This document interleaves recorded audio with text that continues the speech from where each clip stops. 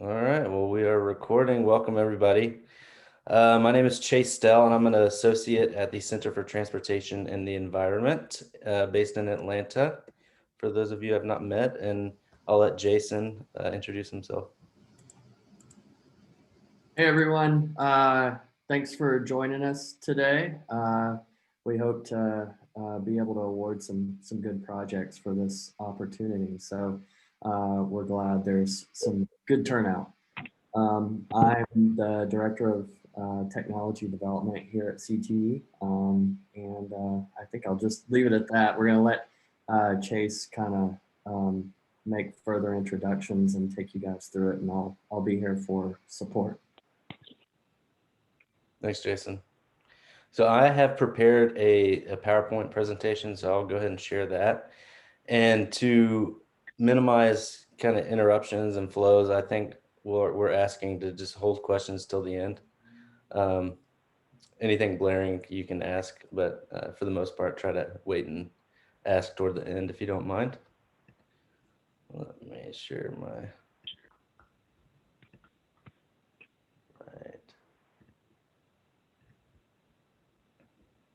I apologize for being late and not knowing the answer, but I see this is being recorded. Will this video be available for us after the fact? Yeah, it will be. Okay, great. Thank you. No problem. Can everybody see the screen? Jason, is this the right? Are you seeing the? Yes. We've got it, Chase. Go ahead. Cool. All right. Well, I will jump right in here. So here's just a brief agenda of how the call will go today. I'll give a brief introduction and background of CTE, a project background, go over some of the highlights of the RFP itself, and then we'll do Q&A at the end. All right, so jumping in here. So the Center for Transportation and the Environment is a 501c3 nonprofit, a national nonprofit based out of Atlanta, with offices in St. Paul, Minnesota, and Berkeley and LA out in California. Our mission is to improve the health of our climate and communities by bringing people together to develop, commercialize clean, efficient, and sustainable transportation technologies. As you see, our portfolio is over 600 million in projects, and our focus is on zero emission technology. This particular project is one of the few that we do kind of dabble in other energy types as well. But in general, a lot of our work is on battery electric and hydrogen fuel cell technologies. These are our 4 service areas. The prototype development and demonstration, that's, as Jason mentioned, that's his wheelhouse. That's the service area that he leads. This is, and Jason, feel free to jump in. I can just say a few sentences about it, but this is where we kind of conceptualize relevant projects and secure funding, and more of like a networking approach, and help create the handshakes. Then we also have smart deployment. A lot of what falls under smart deployment is our services around the lower no emission vehicle grant program through FTA. We also offer fleet transition plans. This includes vehicle energy requirement analysis, fleet procurement and transition analysis, infrastructure assessments, total cost of ownerships, and zero emission bus transition roadmaps. And finally, we also do education and outreach. A large part of this is we have an annual zero emission bus conference. That's, I think it's is it September, Jason? Taking place in Denver this year. But if you visit our CT website, you'll be able to see more information about that. We're hoping it can be in person, but with COVID, we'll kind of wait until we're near time, and then we'll go out there. Here's a map of all of our active projects across the country. And now I will jump into the actual project itself. So CTE, the initial project was awarded in October of 2017. So it's been active for quite a while now. It is team members include entities from public, private, and nonprofit sectors. We work with the Clean Cities groups from Alabama, South Carolina, and Georgia, who are all on the call. Thank you guys for being here. Other project partners, current project partners are UPS, Waste Management, DeKalb County, and Maccabee Trucking. And hold on one second here.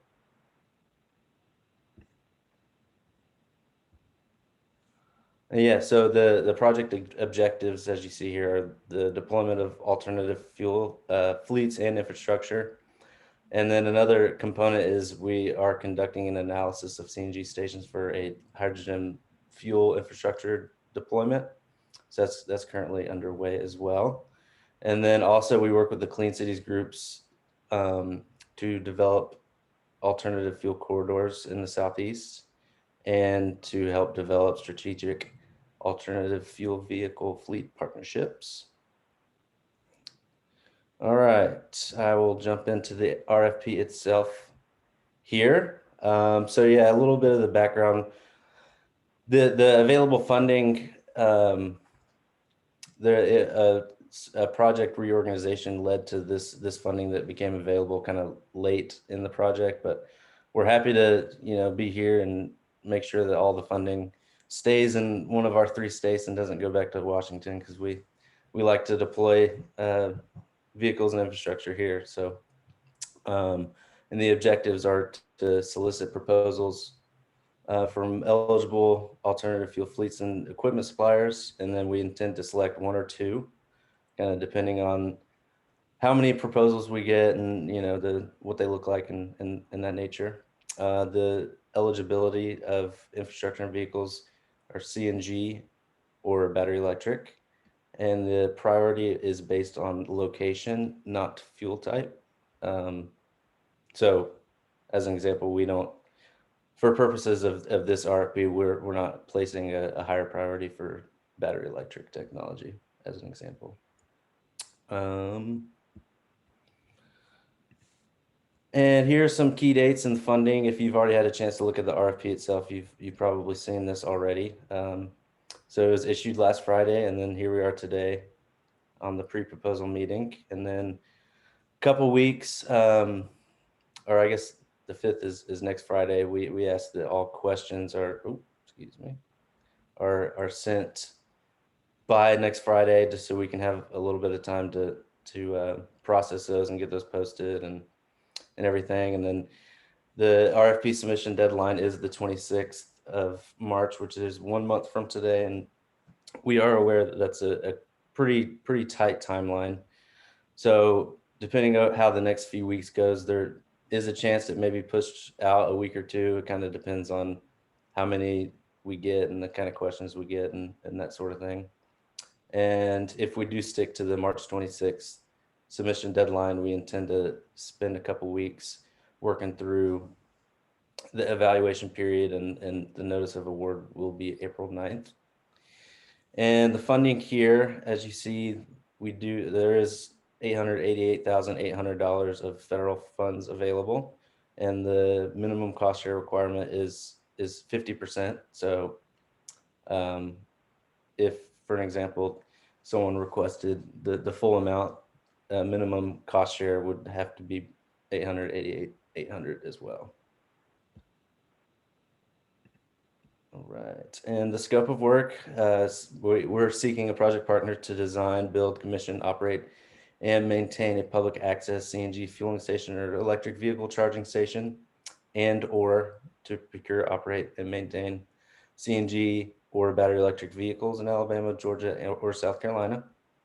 And a few other requirements in addition to the deployment itself are that we ask the awardee to complete an environmental questionnaire, a NEPA review, collect operational data for approximately 8 months that CTE will include in our key performance indicator reports that we are required to submit as part of this grant to the Department of Energy. And then also that you all provide us with some lessons learned and best practices. And then COVID willing, we would like to visit the site and also participate in and project meetings. And then the evaluation period, as I mentioned, that'll be late March, early April for Jason and I will kind of spearhead that effort. And the qualified, or excuse me, the review committee will move to the. Hold on one second. So quickly here, just the categories. As you see, the project abstract and narrative, 20 points. Technical detail, that's 35 points. So that's more of site designs and specifications and documents of that nature that will help determine readiness of the proposed project. As I mentioned before, the timeline is tight, so we do place priority for projects that are ready to hit the ground running as soon as possible. 10 points for the budget and budget narrative, and then 15 for applicant experience and qualifications, making it 100 points total. And because of the original nature of the funding from the original partners, we did include a 5-point bonus for projects in Alabama and 3 points bonus for projects in Georgia. And so here are some existing question and answers that we've already received and provided answers for since the RFP was issued last Friday. The first being, is the minimum RFP amount $250,000? And our answer is the minimum allowable project funding amount is $250,000 of federal funding that requires a cost share minimum of $250,000. Next question was, our vehicles will not arrive until mid-2022. Is this acceptable? No. Applicants planning a spring to summer 2021 deployment will be given priority, given the operational data and key performance reporting requirements, as I previously mentioned. Is there a website where selectees of the award will be posted along with the general description of the project? Yes, we will post it to the same URL that the RFP is currently on after the award is given. On this website, and that's a link to just general information about the Southeast Alternative Fuel Deployment Partnership Project. It mentions the 300 vehicles and 2 CNG stations, but that's not in the RFP. That's because the reference listed is the entire project, not specifically this RFP. For this RFP, there's no limit or minimum number of vehicles or infrastructure required. Can multiple fleets / partners submit one application as a team?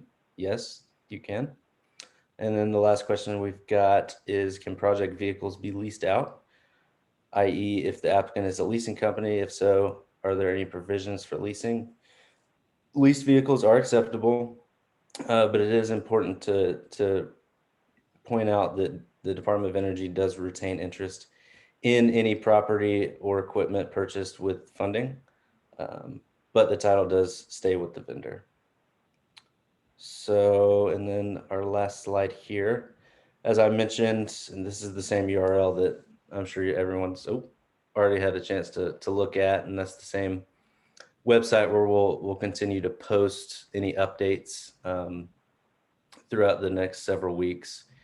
And then the email address rfp@cte.tv is the email list that we're answering questions and that you will send the final proposal to. And that is a email inbox that Jason and myself are monitoring. I have it open at all times, so generally I see it, every hour or so. So feel free to reach out to that email address specifically. And I know that was pretty quick, and the RFP itself is approximately 15 pages or so. So I guess, Jason, unless you have anything to add, we'll go ahead and answer some questions. Yeah, the only thing I would add is when we put the RFP together, it's largely driven off the requirements from the original DOE funding opportunity announcement for this program, the FOA. as well as the original proposal that we submitted and was accepted. So we've tried to meet all of those requirements and objectives with what you see in the RFP. Otherwise, we've really tried to keep it open and not constrain it too much. You know, that's really our focus as we work through this is meeting our original requirements, and we coordinate pretty closely with DOE, and that's, you know, that's obviously their biggest need and concern as well. So, but otherwise, if you guys have any questions, we can hopefully answer today. If not, we'll write them down and post the answers. Stop. I can bring that back up if we need to, but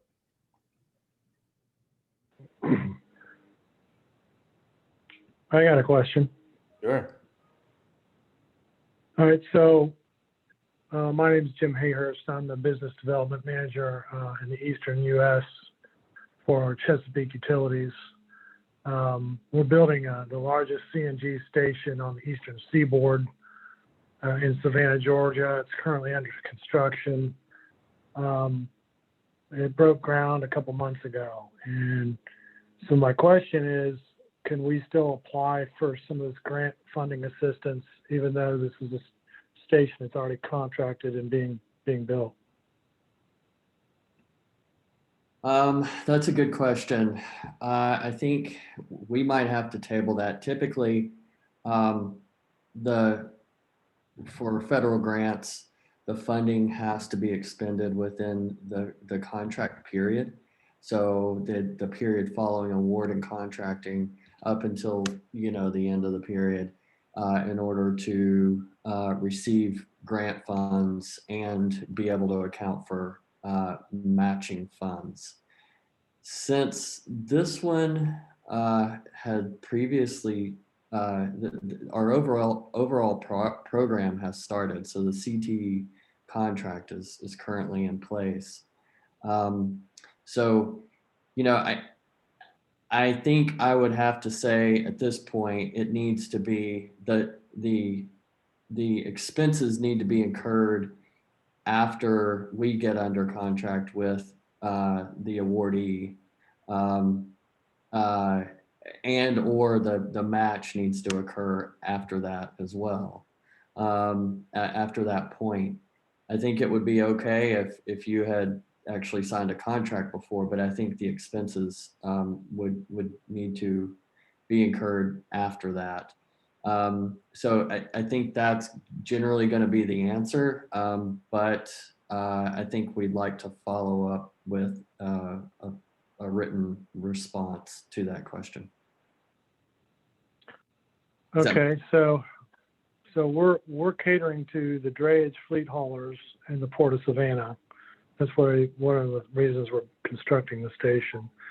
They've got about 15,000 cargo moves a day in that port. It's one of the largest ports in the continental U.S. So we are working closely with the Georgia Port Authority. We're constantly in meetings with them, have been for almost a year. It's been a long, arduous process, but we're talking to a lot of fleet operators, shippers, haulers that we're trying to court them to convert portions of their fleet from dirty diesel over to clean CNG, and eventually we'll be bringing RNG through our compressors. We're currently working diligently as a utility to procure renewable natural gas and be able to inject that into our pipeline. So that's going to be a net zero and actually carbon negative when we get that rolling. So we're excited about that. So with that said, it makes sense that we could go after some of these shippers and haulers, even though we have a limited amount of time here. We've already got relationships built with them. I would share this information with them. Maybe one or two or three of them might be willing to fill out the paperwork and apply for funding for tractors. That's acceptable, right? At this juncture? Yeah, I think the only thing I would recommend is letting us know if it's a deployment that would have not otherwise occurred without this funding. You know, we want to deploy new stations and vehicles across the Southeast that really would not have the opportunity to have been deployed. So, you know, on your station example, you know, if that's already in process, it's not going to be as attractive to us as, for instance, the vehicles that you're talking about that you know is encouraging new fleets and new vehicle purchases that still meet our timeline. So just make sure that that's clear in your proposal. So I have one more question and I'll let someone else get in. There's been a lot of discussion about used CNG trucking from these fleets, 2015 or newer, is what we're talking to them about. I haven't read deep enough to see if that is something that you all would honor or not, or would be qualified for grant funding, even though it's used. Is it safe to assume that it's new trucks only, or can used trucks be involved? I'm not sure. So the low NOx CNG engines, when did they become available? And not that that's a requirement, but. Well, they've been out there for a while. The 2018 is the newest version, low NOx, which is like 0.02. That's the cleanest CNG engine out there, but that's a pretty new truck. And there are a lot of these drayage haulers around the port. These are single owner operator guys that, you know, they can't afford to go out and buy a $180,000 CNG tractor. So they can lease or purchase a $50,000 or $60,000 tractor that's CNG that might have a couple 100,000 miles on it. Might be a 2016, might be a 2015. So the question from them I'm getting is, can we apply for grant money to help us with the purchase of that tractor? So that's what I'm asking you. Yeah, I don't recall any restrictions on new versus used trucks. Yeah, I didn't see it in there. That's why I'm asking. Yeah, I'm kind of talking about in the original DOE FOA. That would be kind of what would drive something like that. So we'll have to answer that one online as well for certain. We'll take that one down. Okay. All right. Thank you very much. I appreciate you giving me some floor time. Yep. Thanks for your interest. Alec, looks like you got your hand up. All right, thank you. Alex Samaka from Kenworth Truck Company. And I'm kind of in the same boat where I read over the RFP, but it was kind of a quick read through. Is there any sort of restriction on the grant funding in terms of percentage used for vehicle purchases? I know a lot of grants say like funds can be used for 50% of a vehicle purchase or 50% of infrastructure. Is there any sort of stipulation there? Yeah, there is. The for vehicle procurements, the grant funding is only eligible for the incremental costs of the vehicle. The base cost of the vehicle isn't considered match. Okay, so it would be that full incremental cost then. So if we're saying like $100 truck to $300 truck, it would be funds available for that kind of $200 gap sort of. Yep, correct. All right. And same. But there's no, to your original question, there's no restriction on how much needs to go to vehicles versus infrastructure. It could all be vehicles as long as it's within those boundaries. All right, thank you.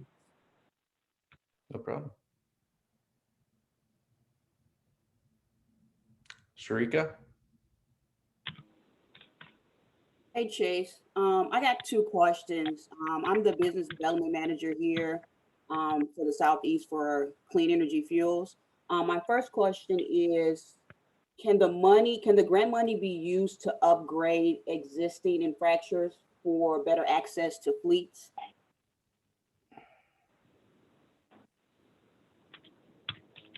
Sorry, used to upgrade what access? Can the grant money be used to upgrade existing infrastructures for better access to fleets?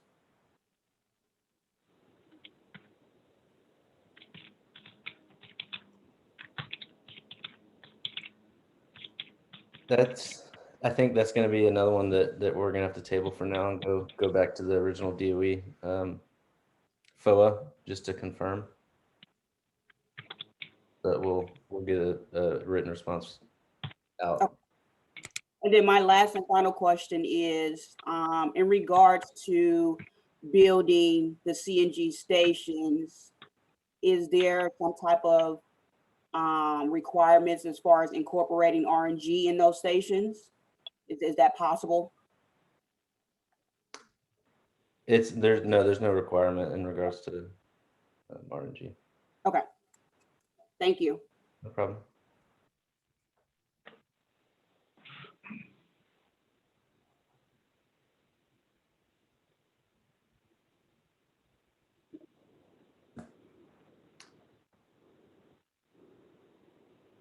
Rosalind Jeffries, go ahead.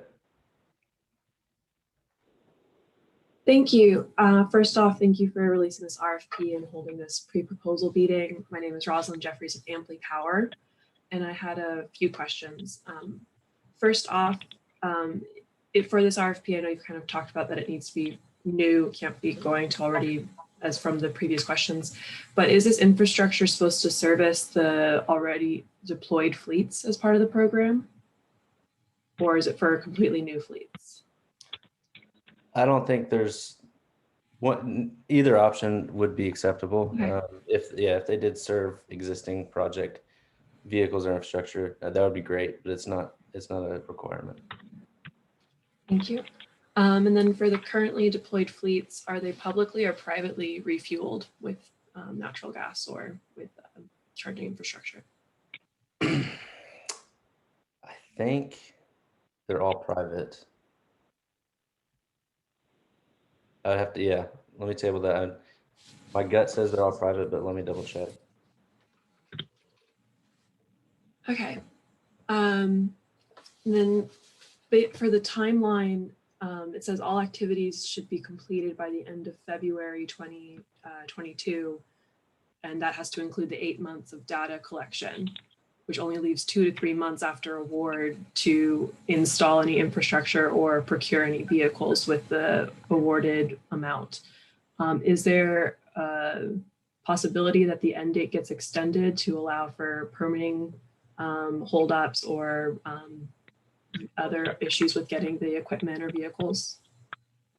So the end date will not be extended. I think there is a possibility that the data collection and reporting period could be shortened to under 8 months, but the project end date unfortunately will not be extended.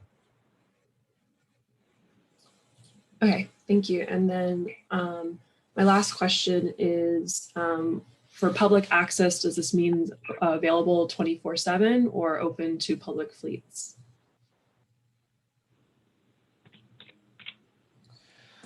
I don't know, Jason. I don't think that it would make a difference either way, but I'd have to check on that one. Either one, that's not, clearly defined by DOE. They just basically said they wanted to give a preference to public access stations. So, Okay, and I guess I know I said that was my last question, but should I submit all of these in writing as well? If you're more than welcome to, but I've jotted them down, so Okay. yeah, so you don't have to. Great. We'll Great. provide written responses. Thank you. Mhm.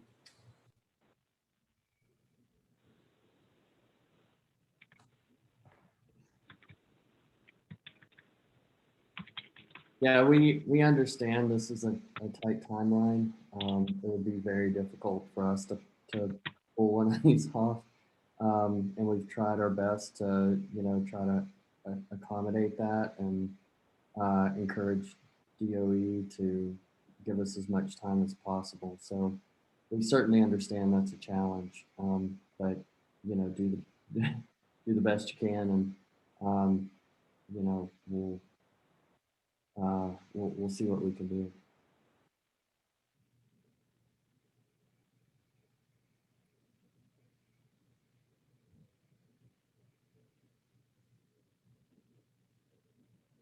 Anybody else? This is Joy Kramer. I had a couple of questions, and I think Rosalind just answered one of them from the RFP itself. So the funds have to be completely expended by February, just 11 months from now, or 12 months from now, correct? Correct. And then, And your match would have to be accounted for by then as well. so you're really looking for a shovel-ready project at this point that people were going to go forward with, but then I'm a little confused because you said that there was a requirement that otherwise the projects have to demonstrate that they would not have been done except for this grant. So those two things appear to be in conflict. They are, you're right, they are somewhat in conflict. But, I didn't say there was a requirement Okay. that they would have not otherwise been funded, but we would have a preference for projects that would not have otherwise been funded. So, we understand that those are likely in conflict with each other. So completely agree. But we're trying to make this funding available that from other pieces of the program that might otherwise not get expended and deployed. So that's kind of what's driving all of this, and still trying to meet our original objectives and requirements as best as we can. So you're right. This is, it's a unique funding situation, and I think it best fits those deployments that are in place, and maybe trying to deploy more vehicles or more infrastructure, or groups that have been working towards something and towards a deployment, and this can help supplement and make those projects happen. And is the best way I would characterize it. Got it. And then another question would, in regards to the public access, would school buses qualify in this instance? I think so. Yep. Yeah. Okay. All right. And then last question is, why is Alabama getting more points than Georgia? So the original funding, the way that it was allocated to the original project partners, there was a shuffling where a couple partners dropped out, and the majority of the funding that this money will be going towards was supposed to be for the state of Alabama. So we kind of wanted to keep the playing field kind of level in that regards. Got it. Thank you. Same with Georgia too. That Right. project also. Yeah, it's a unique situation, and we also kind of feared what the Alabama guys would have done if we didn't include it. Arr.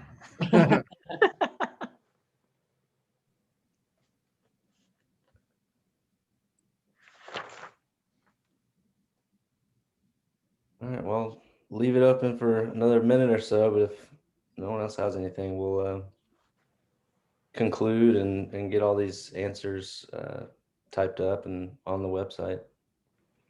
I have another question real quick. You said that the grant was awarded in October of 2017. Has there been any funds allocated from that award towards deployments previous to this additional RFP? Yes. Yeah, so the project is pretty much in its final, year and stages of being concluded and finished. So yes, all of the remaining project, which is a more or less $10 million project, apart from the 880,000 that's available for this RFP, has already been expended and deployed. And the vehicles that we mentioned earlier in the Q&A, those are all the vehicles that have been built under this project, I believe. Yeah, so there's approximately 300 vehicles that have been deployed in 2 CNG stations.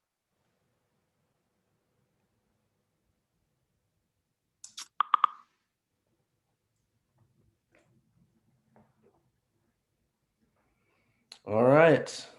Well, if no one else has anything, I think we'll close it. I appreciate everybody's time. I know Friday afternoon is never ideal for meetings like this, so thanks everybody for joining us. And I'll drop the URL in the chat just so everyone has it easily. And just to reiterate again, feel free to email any questions at any time to rfp@cte.tv, and Jason and I will respond to questions as soon as we can. Some things are, very quick to, yes or no questions.